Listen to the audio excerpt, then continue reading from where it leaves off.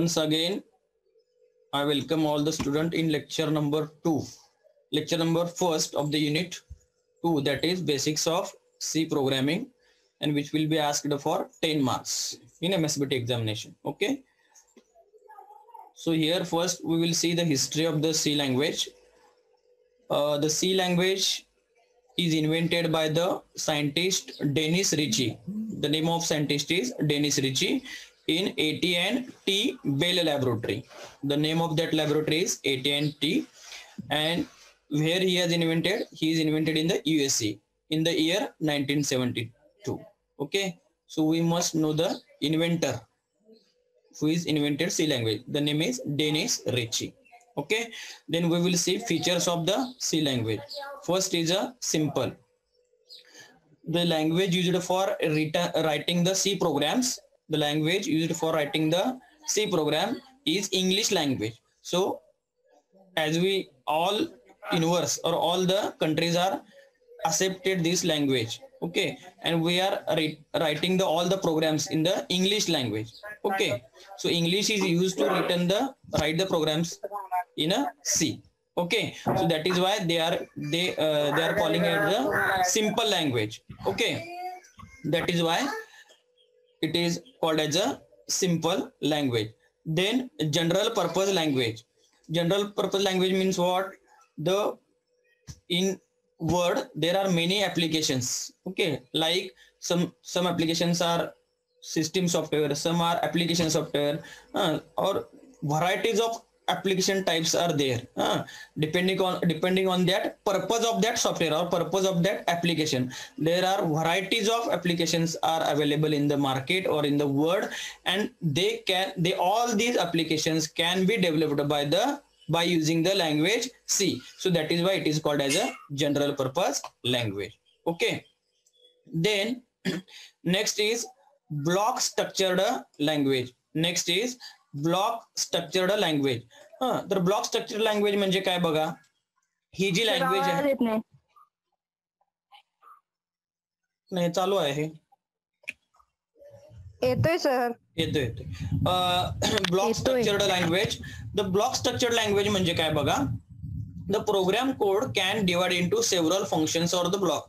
म्हणजे काय, जो आपण प्रोग्राम लिहिणार आहोत हा काय केलेला आहे, वेगवेगळ्या ब्लॉक्स मध्ये काय केला असतो, डिवाइड केला असतो, आणि त्या ब्लॉकलाच आपण काय म्हणतो, फंक्शन्स असं म्हणतो. जर असा काही मोठा प्रोग्राम असेल तर तो काय केला असतो, छोट्या छोट्या कशामध्ये ब्लॉक मध्ये काय केला असतो, डिवाइड केलेला असतो. ओके, मग ते जे काय स्ट्रक्चरच्या त्या प्रोग्रामचं काय जे काय स्ट्रक्चर्ड आहे ते काय आहे, ब्लॉक स्ट्रक्चर्ड लँग्वेज आहे. ते ब्लॉक मध्ये डिवाइड केलेलं असतं, म्हणून त्याला आपण काय म्हणतो, ब्लॉक स्ट्रक्चर्ड लँग्वेज. ओके, लक्षात येते काय बघा. So these are the some features of the C language. Next काय बघा, middle level language. Middle level language म्हणजे काय बघा, C combines features of both high level language and low level language. म्हणजे सी लँग्वेज ही काय middle level language आहे. म्हणजे काय की काही लँग्वेज ज्या आहेत काय आहेत त्या हाय लेवल लँग्वेजेस आहेत. ओके, आणि काही लँग्वेज काय त्या low level language. Low level म्हणजे मशीन अंडरस्टँडेबल. मशीनला तुम्हाला फक्त काय कळत असतं, 0 आणि 1 ह्या स्वरूपातला डेटा आहे, हा डेटा त्याला कळत असतो. आणि हाय लेवल लँग्वेज म्हणजे कसं, human understandable language. High level बरोबर, आपण जे बोलत असतो, आपण जे काय इन्स्ट्रक्शन देत असतो, ह्या काय ह्युमन अंडरस्टँडेबल लँग्वेज आहेत. तर सी लँग्वेज ही काय करते, हाय लेवल आणि लो लेवल या दोन्हीचे फीचर्स जे आहेत हे काय करतं, कंबाईन करतात. म्हणून त्याला आपण काय म्हणतो, C is a middle level language. दोन्ही लो लेवल आणि हाय लेवल या दोघांचं फीचर्स जे आहे ते कंबाईन करत असतं, म्हणून त्याला आपण काय म्हणतो, मिडल लेवल लँग्वेज असं म्हणतो. नेक्स्ट काय बघा, प्लॅटफॉर्म डिपेंडंट. काही गोष्टी ह्या तुम्हाला नावातच तुम्हाला काय कळू शकतात, नावावरूनच तुम्हाला कळू शकतात. Platform dependent. प्लॅटफॉर्म डिपेंडंट म्हणजे काय बघा, C is platform dependent language. Platform dependent means program compiled on one operating system cannot be executed on another operating system. म्हणजे काय बघा, एखादी समजा ऑपरेटिंग सिस्टीम आहे, विंडोज 8 ओके किंवा विंडोज 7, ही जर एखादी विंडोज 7 ऑपरेटिंग सिस्टीमवर आपण काय केला, एखादा प्रोग्राम लिहिला आणि तो प्रोग्राम काय केला, कंपाईल केला. तर हा कंपाईल शब्द तुम्हाला नवीन आहे, हे मी तुम्हाला पुन्हा सांगतो. प्रोग्राम ज्यावेळेला मी करून दाखवणार आहे तुम्हाला, काही प्रोग्राम रन करून दाखवणार आहे, त्यावेळेला मी सांगतो की कंपाईल म्हणजे काय. कंपाईल म्हणजे कसं की ज्या काही एरर्स असतात, ओके, म्हणजे सिंटॅक्स एरर असतात, बरोबर आहे, तर त्या एरर प्रोग्राम मधल्या फाइंड करणे म्हणजे काय करणे, कंपाईल करणे.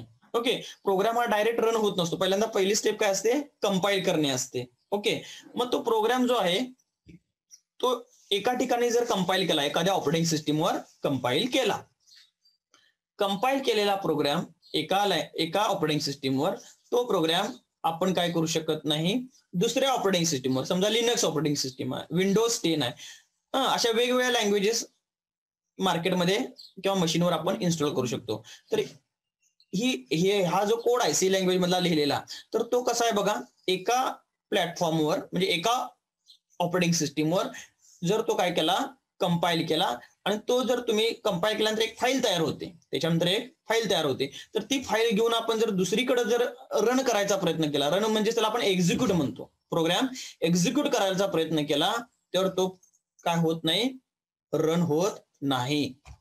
तेच म्हटलेलं आहे, platform dependent means program compiled on one operating system can not be executed on another operating system. Okay, OS बदलली तर ते काय एक्झिक्यूट होणार नाही, म्हणून त्याला काय म्हटलंय, प्लॅटफॉर्म डिपेंडंट. आपण ज्यावेळेला प्रोग्रामिंग सेशन घेणार आहोत त्यावेळेला तुम्हाला हे अजून काही कन्सेप्ट याच्यातल्या क्लिअर होतील. कंपाईल म्हणजे काय, एक्झिक्युशन म्हणजे काय, ह्या काही कन्सेप्ट जे आहे ते तुम्हाला त्यावेळेला मी पुन्हा सांगेन. कंपाईल केल्यानंतर एक फाईल तयार होते, ती फाईल आपण जर दुसऱ्या ऑपरेटिंग सिस्टीमवर, सिमिलर ऑपरेटिंग सिस्टीमवर जर नेली तर ती मात्र काय होते, रन होत असते. परंतु ऑपरेटिंग सिस्टीम बदलली, ओके, तर मात्र रन होत नाही. तर ते आपण प्रॅक्टिकलच्या वेळेला बघूया. फक्त लक्षात काय ठेवा की platform dependent language, C language ही प्लॅटफॉर्म डिपेंडंट आहे. त्याच्यानंतर काय बघा, नेक्स्ट जे काय आहे पोर्टेबल. नेक्स्ट फीचर्स काय आहे, पोर्टेबल. पोर्टेबल म्हणजे काय, आता नावातच आहे आपण पोर्टेबल. पोर्टेबल म्हणजे इकडून तिकडं इझिली आपण काय करू शकतो, नेतो. आता आपण म्हणतो बघा, सिम कार्ड पोर्ट केलं म्हणजे एका सिस्टीम मधून, एका कंपनीतून दुसरीकडे आपण इझिली काय केलं, कन्वर्ट केलं, आपण त्याला म्हणतोय आपण पोर्ट केलं म्हणतोय. तसाच हा अर्थ आहे पोर्टेबल. पोर्टेबल म्हणजे एका ठिकाणाहून दुसऱ्या ठिकाणी आपण इझिली नेऊ शकतो. Portability means executing the same application on different system. Portability means executing the same application on different system. The program written and compiled on one operating system, say Windows, can be able to run on another Windows based system. आता ह्याचा अर्थ मी तुम्हाला सांगतो, portable म्हणजे काय.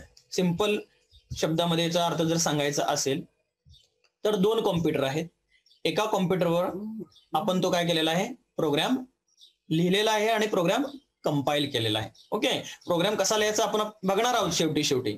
आता एक लक्षात ठेवा की एक प्रोग्राम असतो, एखादा सॉफ्टवेअर बनवण्यासाठी, एखादा ऍप्लिकेशन बनवण्यासाठी छोटे छोटे प्रोग्राम मिळून काय होत असतं, एक सॉफ्टवेअर बनत असतं किंवा एक ऍप्लिकेशन बनत असतं. तर तो प्रोग्राम आपण लिहिलेला आहे सॉफ्टवेअरवर, टर्बो सीवर, आणि तो काय केलेला आहे, कंपाईल केलेला आहे. ओके, आणि त्याच्या समजा एक विंडोज 7 वर तो कंपाईल केलेला आहे. अजून एक साईडला दुसरं कॉम्प्युटर आहे, त्या कॉम्प्युटरवर सुद्धा काय, विंडोज 7च ऑपरेटिंग सिस्टीम आहे. दोन्ही कॉम्प्युटरवर सेम ऑपरेटिंग सिस्टीम जर असेल तर आपण एका ठिकाणी कंपाईल केलेला कोड जो आहे तर तो दुसरीकडे जर नेला तर तो कोड तिथं सुद्धा इझिली रन होऊ शकतो. आलं का लक्षात. मात्र त्याचं कंडिशन काय आहे, दोघा कॉम्प्युटरवर, दोन्ही सुद्धा कॉम्प्युटरवर काय पाहिजे, सेम ऑपरेटिंग सिस्टीम असली पाहिजे. दोन्हीकडे विंडोज 7, दोन्हीकडे विंडोज 8, दोन्हीकडे विंडोज 10 अशी कंडिशन असली पाहिजे. जर ऑपरेटिंग सिस्टीम बदलली तर ते सपोर्ट होत नाही. त्याला काय म्हणायचं, प्लॅटफॉर्म डिपेंडंट. आणि पोर्टेबल म्हणजे काय, सिमिलर ऑपरेटिंग सिस्टीम असतील, सिमिलर, तर काय होऊ शकतो की आपण एका ठिकाणाहून दुसऱ्या ठिकाणी इझिली तुम्ही काय करू शकता, नेऊ शकता आणि तिथं रन करू शकता. ओके, त्याला आपण काय म्हणतो, पोर्टेबल असं म्हणतो. त्याच्यानंतर नेक्स्ट फीचर काय आहे बघा, आपल्याला नेक्स्ट फीचर बघायचं आहे. नेक्स्ट फीचर जे आहे पॉवरफुल. ही C language is called as a powerful language. Powerful language असं का म्हटलेलं आहे, C has rich function library with built in functions.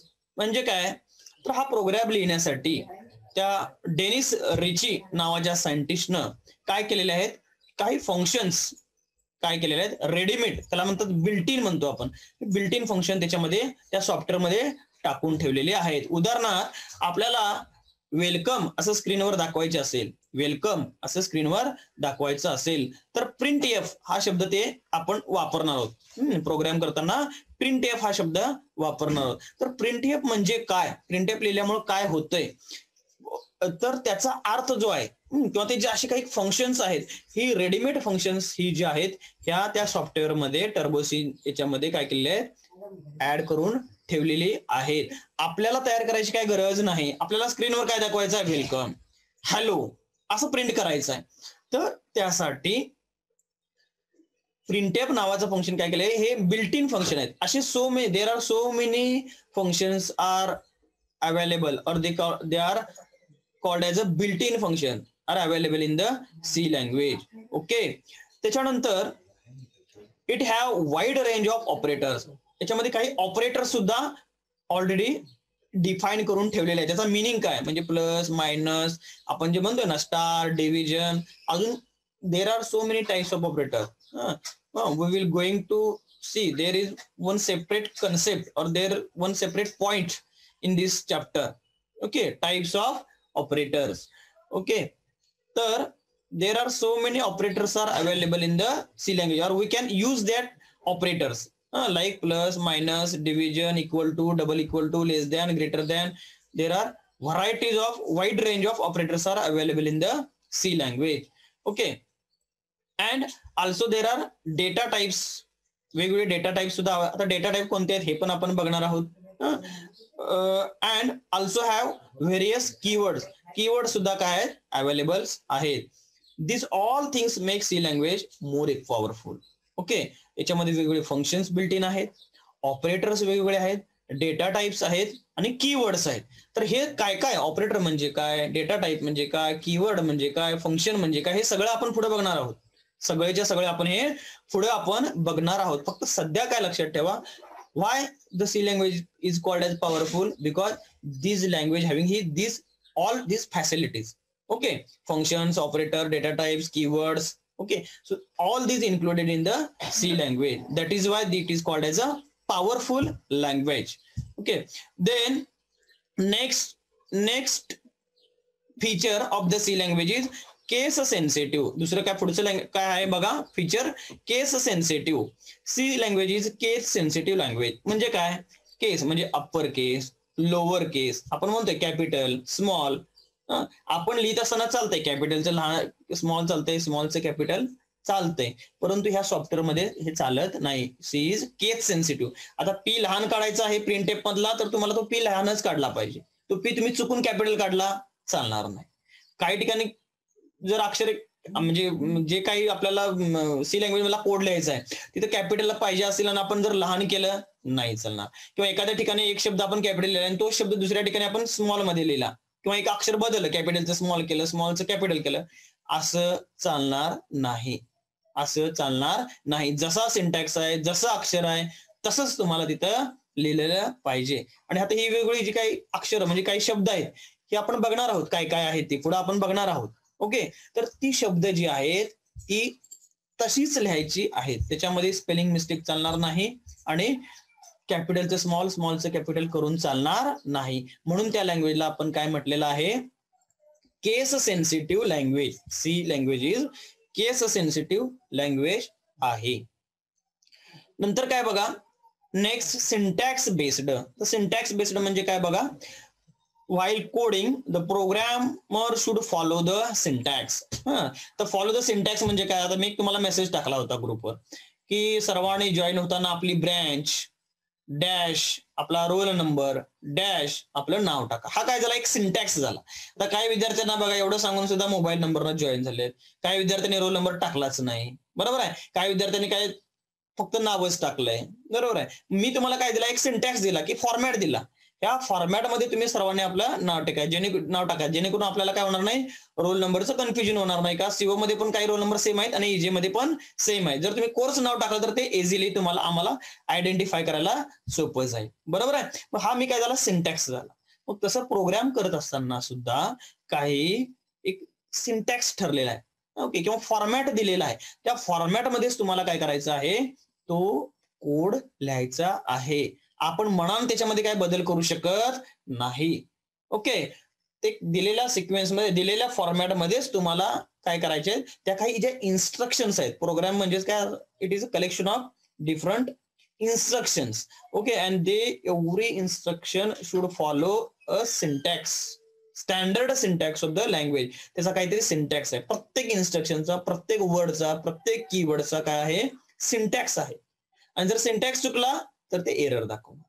ज्यावेळी आपण प्रोग्राम कंपाईल करत असतोय आणि तुम्ही काहीतरी त्याचा सिंटॅक्स बदलायचा प्रयत्न केला किंवा चुकून बदलला किंवा टायपिंग मिस्टेक झाली तर ते तुम्हाला काय करत असतंय, एरर दाखवत असतंय. त्याच्यानंतर बघा नेक्स्ट कंपायलर बेस्ड.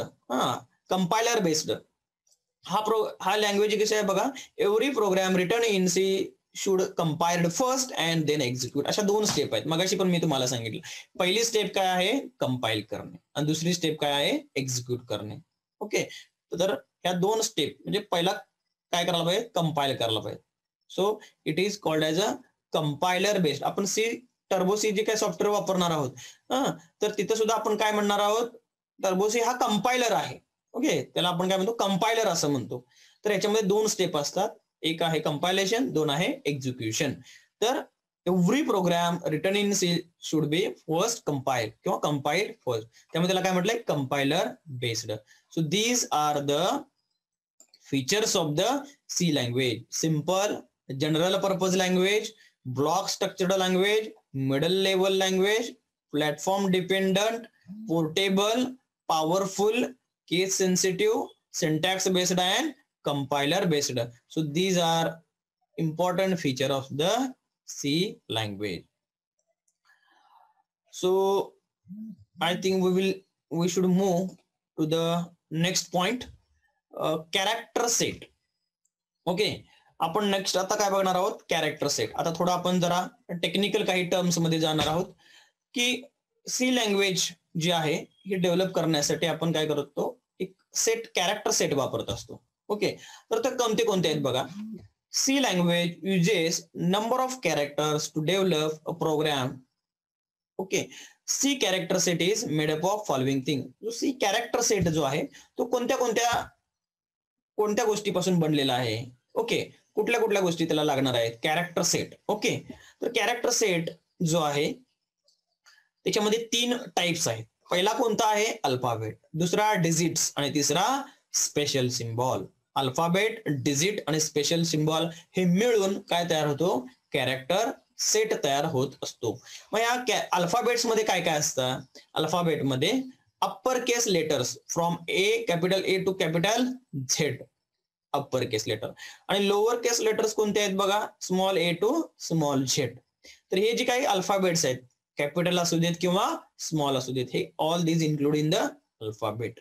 नेक्स्ट काय बघा, डिजिट. नेक्स्ट काय आहेत, वेगवेगळे अंक, डिजिट्स म्हणूया आपण त्याला, फ्रॉम 0 to 9, 0 1 2 3 4 5 6 7 8 9. ओके, अल्फाबेट आणि डिजिट्स. अजून काय बघा, लास्ट स्पेशल सिम्बॉल. आता कीबोर्डवर जर तुम्ही बघितलं तर काही वेगवेगळे सिम्बॉल असतात, त्याला आपण स्पेशल सिम्बॉल म्हणतो. कोणते कोणते म्हणजे साधारण दिलेले आहेत तिथं थोडे example, hash, @, tilde symbol, dollar symbol, square bracket, ampersand symbol. Okay, असे there are so many some special symbols are available on the keyboard. So these all are called as a special symbol. त्याचं काहीतरी symbolic format आहे, ते अक्षर पण नाही आणि अंक पण नाही, अक्षर पण नाही आणि अंक सुद्धा नाही. तर असे जे काही सिम्बॉल्स आहेत त्याला आपण स्पेशल सिम्बॉल असं म्हणतो. तर कॅरेक्टर सेट हा बेसिकली अल्फाबेट, डिजिट आणि स्पेशल सिम्बॉल पासून बनलेला आहे. नेक्स्ट काय बघा, टोकन. नेक्स्ट काय बघा, टोकन. तर टोकन म्हणजे काय, token is defined as smallest individual unit in a C program. सगळ्यात लहानात लहान युनिट, त्याला त्या युनिटला आपण काय म्हणणार आहोत, टोकन असं म्हणणार. Token is defined as smallest individual unit in a C program. 2 मार्काला काही क्वेश्चन्स याच्यावर विचारलेले आहेत, म्हणजे डिस्क्रिप्टिव्ह एक्झाम मध्ये. Write down the character set used in the C language. Write किंवा डिफाईन द टोकन. ओके, किंवा write down the types of any 2 types of token. So this types of questions may be asked in the MSBT examination for 2 marks. Okay, तर token म्हणजे काय बघा, token is defined as smallest individual unit in the C program. सगळ्यात लहानातलं लहान unit जे आहे त्या युनिटला आपण काय म्हणणार आहोत, टोकन असं म्हणणार. मग टोकनचे काही टाइप्स आहेत. टोकनचे there are 6 types of the token. First काय बघा, कीवर्ड, नंतर identifier, constant, string, special symbol, operators. हे सगळे जे काय आहेत त्याला आपण टोकन असं म्हणणार आहोत. ते 1 बाय 1 आपण बघणार आहोत. एक एक आपण हे बघणार आहोत. कीवर्ड, आयडेंटिफायर, कॉन्स्टंट आहे, स्ट्रिंग आहे, स्पेशल सिम्बॉल आणि ऑपरेटर्स, हे सगळे काय आहेत टोकन. आता हे 1 बाय 1 आपण बघणार आहोत. आता त्याच्यामधला कीवर्ड बघा.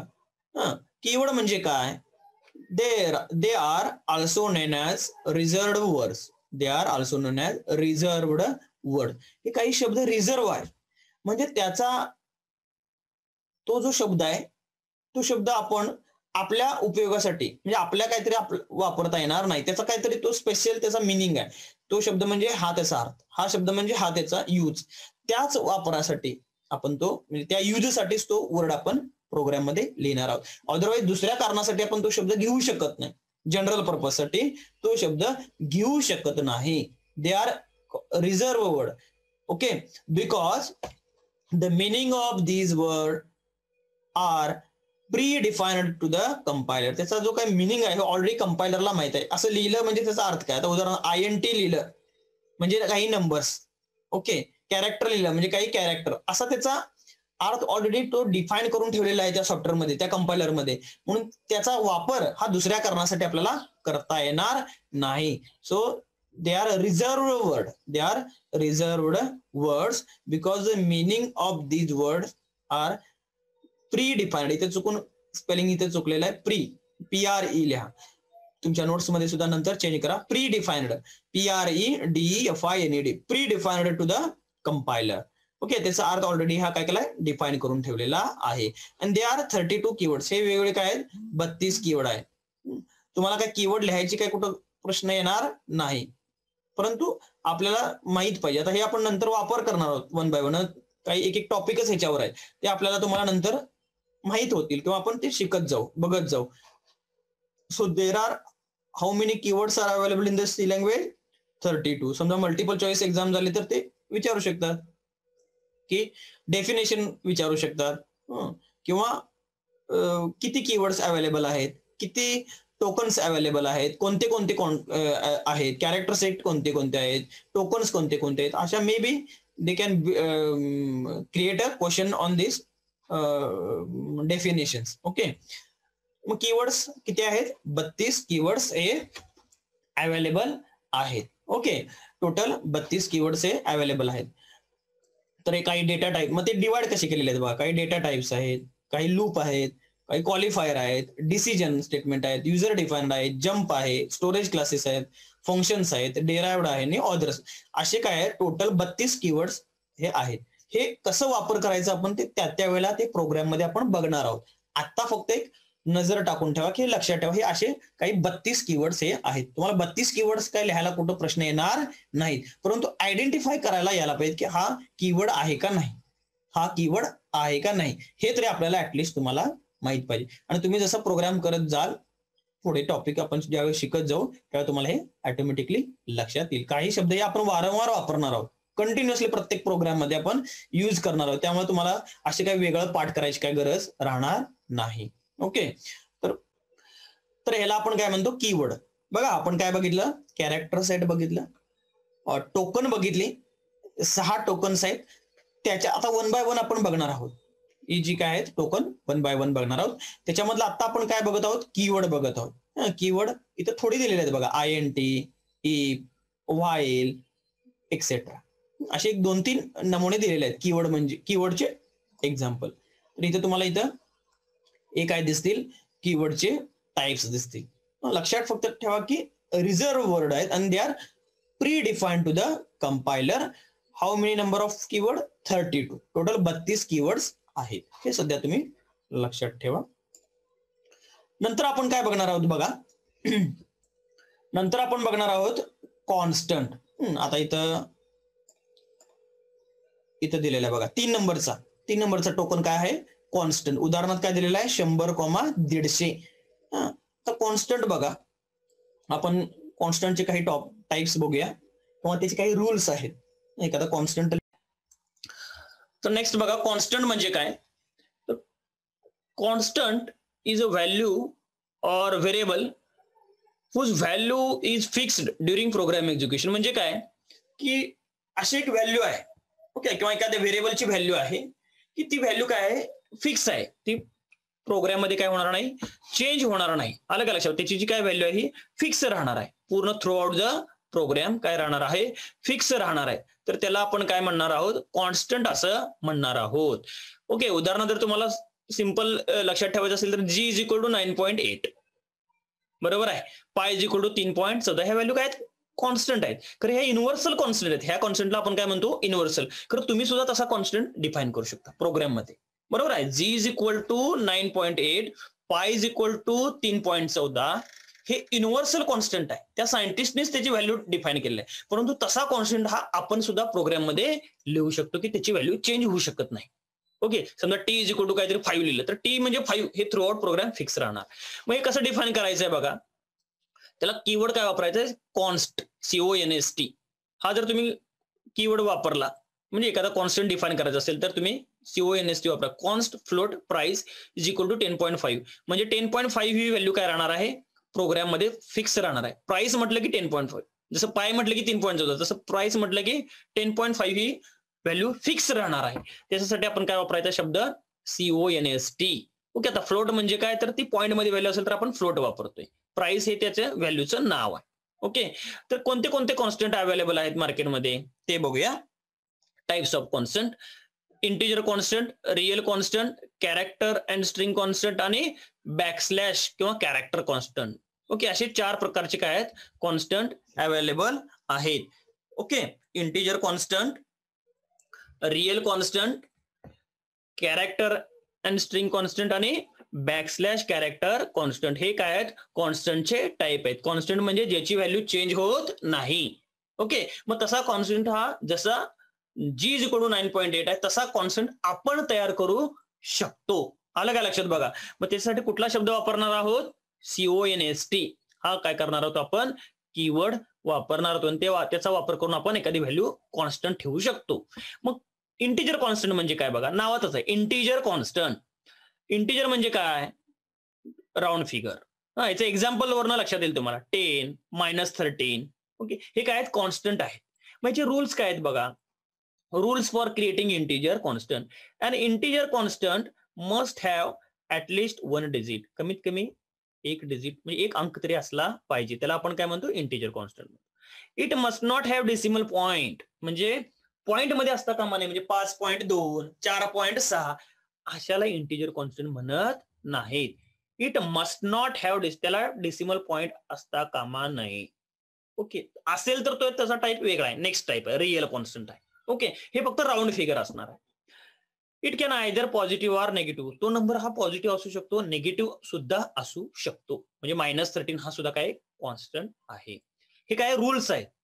No comma or blank space return, no comma or blank space within a constant. त्या कॉन्स्टंट मध्ये कॉमा लिहून चालणार नाही. मला 10 लिहायचा आहे आणि 1,0 असं लिहून चालणार नाही. किंवा 1 मध्ये स्पेस सोडून 0 लिहिला तरी पण ते घेणार नाही. It is not valid. It is not valid. त्याच्यामध्ये कॉमा किंवा ब्लँक स्पेस मध्ये काहीतरी रिकामी जागा सोडून चालणार नाही. तर उदाहरण काय दिले बघा, एक्झाम्पल 10 - 13 हे काय आहेत, इंटिजर कॉन्स्टंट आहे. लक्षात येते का बघा, 10 - 13 हे इंटिजर कॉन्स्टंट आहे आणि त्याचे हे रूल्स आहेत. नेक्स्ट कॉन्स्टंट कुठला आहे, रिअल कॉन्स्टंट. आता रिअल कॉन्स्टंट म्हणजे काय, दोन्हीत फरक काय आहे, अगदी किरकोळ फरक आहे. याच्यामध्ये पॉइंट असू शकतो, म्हणजे डेसिमल पॉइंट ह्याच्यामध्ये असू शकतो. त्याला म्हणायचं रिअल कॉन्स्टंट. म्हणजे 10.12, -30.10 ही जी काही एक्झाम्पल्स आहेत ही कसले आहेत, रिअल कॉन्स्टंटची आहेत. मग ह्याचे रूल्स काय बघा, real constant must have at least 1 digit. Real constant must have at least 1, कमीत कमी 1 अंक असलाच पाहिजे. It must have decimal point. याच्यामध्ये काय असायला पाहिजेत, मध्ये काय असायला पाहिजेत, पॉइंट असायला पाहिजे. It could be either positive or negative. तो नंबर पॉझिटिव्ह असेल, निगेटिव्ह असू शकतो.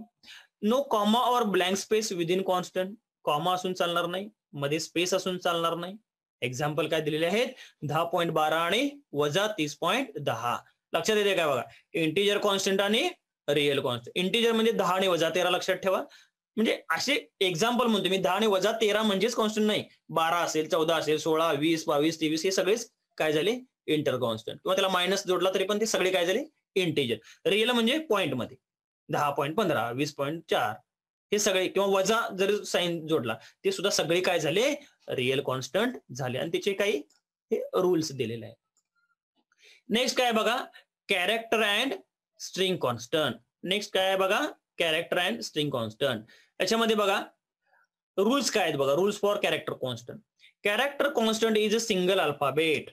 आता एक सिंगल अल्फाबेट आहे, ते सुद्धा काय आहे, कॅरेक्टर कॉन्स्टंट. किंवा एक सिंगल डिजिट और single special symbol enclosed within a single quote. Single inverted मध्ये, डबल इन्व्हर्टेड कॉमा म्हणतोय आपण, डबल इन्व्हर्टेड देतोय, तसं सिंगल याच्यामध्ये काय असायला पाहिजे, सिंगल कोट मध्ये जर एखादं अक्षर असेल, एखादा अंक असेल, एखादा स्पेशल सिम्बॉल असेल, हा जर एनक्लोज केला असेल, त्याला सुद्धा आपण काय म्हणतो, कॅरेक्टर कॉन्स्टंट असं म्हणतो. The maximum length of character constant is 1 character. फक्त एकच. आता बघा एक्झाम्पल बघा, सिंगल कोटेड मध्ये ए, सिंगल कोटेड मध्ये एम, सिंगल कोटेड मध्ये बी. म्हणजे काय, हे सुद्धा काय कॉन्स्टंट आहेत. फक्त अंक असं नव्हे, म्हणजे 10.5. फक्त अंक हे कॉन्स्टंट असू शकत नाही, एखादं अक्षर सुद्धा कॉन्स्टंट असू शकतंय. ओके, तर सिंगल कोट मध्ये ते लिहायला पाहिजे. मात्र सिंगल कोट मध्ये ए, सिंगल कोट मध्ये एम, सिंगल कोट मध्ये बी, हे सगळे काय आहेत, कॅरेक्टर कॉन्स्टंट आहेत. आता स्ट्रिंग कॉन्स्टंट म्हणजे काय बघा. रूल्स फॉर स्ट्रिंग कॉन्स्टंट काय बघा, these are enclosed within double quotes. Double inverted मध्ये काही तुम्हाला जर स्ट्रिंग लिहिली, स्ट्रिंग म्हणजे एकापेक्षा जास्त अक्षर त्याच्या शब्दामध्ये आहेत, ते काय म्हणतो आपण, त्याला स्ट्रिंग कॉन्स्टंट म्हणतो. उदाहरणार्थ काय बघा, एक्झाम्पल हॅलो, वेलकम. तर हे सगळं काय बघा, डबल इन्व्हर्टेड मध्ये आहे. हे काय आहे, डबल इन्व्हर्टेड मध्ये आहे. Hello, welcome. लक्षात येते काय बघा. तर हे सुद्धा काय आहेत, एक प्रकारचे कॉन्स्टंटच आहेत. एका प्रकारचे काय ते कॉन्स्टंट आहेत. उदाहरणार्थ बघा, आपल्याला बऱ्याच वेळा एखादी इन्स्ट्रक्शन येते सॉफ्टवेअरमध्ये, do you want to continue. आपण अक्षर एस दाबतो, वाय दाबतो किंवा एन दाबतो, वाय दाबतो किंवा एन दाबतो. म्हणजे तिथं वाय किंवा एन हे सुद्धा काय कन्सिडर केलं जातं, कॉन्स्टंट म्हणून कन्सिडर केलं जातं. लक्षात येते काय बघा. थ्रू आउट प्रोग्राम वाय म्हणजे येस, एन म्हणजे नो. लक्षात. तर त्या पद्धतीनं ते आहे. ओके, तर त्याला आपण म्हणतो कॅरेक्टर अँड स्ट्रिंग कॉन्स्टंट. आणि लास्ट कॉन्स्टंटचा टाईप काय बघा, बॅकस्लॅश कॅरेक्टर कॉन्स्टंट. लास्ट काय आहे, बॅकस्लॅश कॅरेक्टर कॉन्स्टंट. त्याचे रूल्स काय आहेत बघा. There are some characters which have special meaning. त्याचा काहीतरी वेगळा मिनिंग असू शकतो. These are preceded by backslash. त्याचं प्रिफिक्स काय आहे, बॅकस्लॅश, तिरकी रेष आहे बघा इथं. These are preceded by backslash symbol. उदाहरणार्थ slash N, slash T, slash बी, slash F, slash R etcetera. तर ही सुद्धा आपण कॅरेक्टर जे कॉन्स्टंट आहेत हे 1 by 1 प्रोग्राम मध्ये आपण बघणार आहोत. इन फ्युचर मध्ये हे बघणार आहोत. सध्या काय लक्षात ठेवा, स्लॅश एन म्हणजे एका लाईन पासून मला दुसऱ्या लाईनला जायचं आहे. हॅलो एव्हरीवन, हॅलो एका लाईनला पाहिजे, एव्हरीवन एका लाईनला पाहिजे. तर दोघांच्या मध्ये जर आपण स्लॅश एन असं लिहिलं, स्लॅश एन, तर ते ऑटोमॅटिकली एका लाईनला न प्रिंट होता एव्हरीवन हे खाली जाईल. ओके, गुड मॉर्निंग, गुड मला एका लाईनला पाहिजे, मॉर्निंग एका लाईनला पाहिजे. तर दोन्हीच्या मध्ये आपण काय लिहिणार, स्लॅश एन म्हणजे नेक्स्ट लाईन. त्याच्यानंतर मला स्पेस पाहिजे, गुड मॉर्निंग सलग नको, मला गुड स्पेस मॉर्निंग असं पाहिजे. ओके, तर स्लॅश टी वापरायचं. स्लॅश टी म्हणजे टॅब, स्लॅश टी म्हणजे टॅब. कीबोर्डवर आपण टॅब असं नावाचं एक बटन असतं बघा. ओके, किंवा एंटर म्हणजे स्लॅश म्हणजे खाली जाण्यासाठी आपण. ओके, तर तशा पद्धतीचे काही ही वेगवेगळे काय आहेत, कॉन्स्टंट आहेत. हे सुद्धा आपण नंतर प्रोग्राम मध्ये बघणार आहोत. सध्या लक्षात ठेवा की ही बॅकस्लॅश कॅरेक्टर म्हणजे बॅकस्लॅश इथे दिलेली आहे बघा. प्रत्येक अक्षराच्या मागं प्रिफिक्स आहे, स्लॅश, बॅकस्लॅश आहे. ओके, फॉरवर्ड स्लॅश जशी आहे तशी बॅक स्लॅश आहे, बरोबर. तर हे काय आहेत, बॅकस्लॅश कॅरेक्टर कॉन्स्टंट.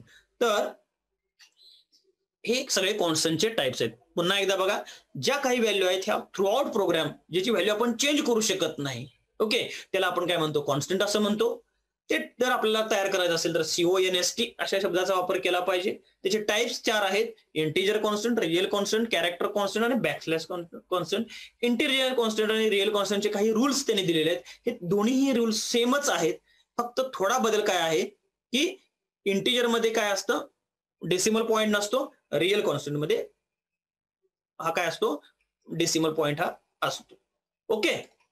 त्याच्यानंतर आपण काय बघितलं, कॅरेक्टर कॉन्स्टंट, म्हणजे जी अक्षर सिंगल कोटेड मध्ये लिहितो त्याला आपण कॅरेक्टर कॉन्स्टंट म्हणतो, किंवा ज्या काही स्ट्रिंग डबल इन्व्हर्टेड मध्ये लिहितो, डबल कोटेड मध्ये, त्याला आपण स्ट्रिंग कॉन्स्टंट असं म्हणतो. आणि बॅकस्लॅश कॅरेक्टर कॉन्स्टंट म्हणजे काय की ज्याच्या मागं बॅकस्लॅश आहे, स्लॅश एन स्लॅश टी, तर हे आपण कॉन्स्टंट म्हणतो. तर आज आपण काय काय बघितलेलं आहे बघा. आज आपण सी ची हिस्ट्री बघितली. डेनिस रिचच्या नावानं हे लँग्वेज शोधून काढलेलं आहे 1972 साली AT&T बेल लॅबोरेटरीमध्ये USA मध्ये. त्याच्यानंतर आपण फीचर्स काय आहे सी लँग्वेजची बघितली. सिंपल जनरल पर्पज आहे, ब्लॉक स्ट्रक्चर्ड आहे, मिडल लेवल आहे, प्लॅटफॉर्म डिपेंडंट आहे, पोर्टेबल आहे, पॉवरफुल आहे, केस सेन्सिटिव्ह आहे, सिंटॅक्स बेस्ड आहे आणि कंपायलर बेस्ड आहे. कॅरेक्टर सेट जो आपण वापरणार आहोत तो बघितला. तो कशापासून बनत असतो ते बघितलं. अल्फाबेट, डिजिट्स आहेत, स्पेशल सिम्बॉल्स आहेत. त्याच्यानंतर टोकन बघितलं, जे स्मॉलेस्ट इंडिव्हिज्युअल युनिट जे आहे तर त्याला आपण टोकन असं म्हणतो. टोकनचे 6 टाइप्स आहेत: keyword, identifier, constant, string, special symbol, operators. त्याच्यामध्ये आपण आता काय बघितलं, कीवर्ड्स बघितलेले, कॉन्स्टंट आपण बघितलेले आहेत, ओके, किंवा स्ट्रिंग कॉन्स्टंट बघितलेला आहे. आणि काही बाकीच्या ज्या काही गोष्टी आहेत त्या आपण ऑपरेटर्स वगैरे ते आपण नंतर बघणार आहोत. ओके. तर हे 6 टाइप काय आहेत टोकनचे आहेत. त्याच्यामध्ये आपण पहिल्यांदा कीवर्ड बघितलो. कीवर्ड म्हणजे काय, ते रिझर्व्ड वर्ड आहेत, ते प्री डिफाईन ऑलरेडी कंपायलरला आहे, त्या सॉफ्टवेअरमध्ये आहेत. हे टोटल 32 टाइपचे काय आहेत, कीवर्ड्स आहेत. ओके.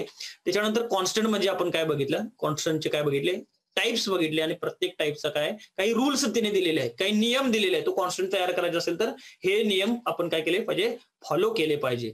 हे आपण अजूनपर्यंत काय बघितलेलं आहे. पुढच्या ज्या काही गोष्टी आहेत काही ते आपण नेक्स्ट लेक्चरला आपण काय करूया, बघूया. ओके. तर आज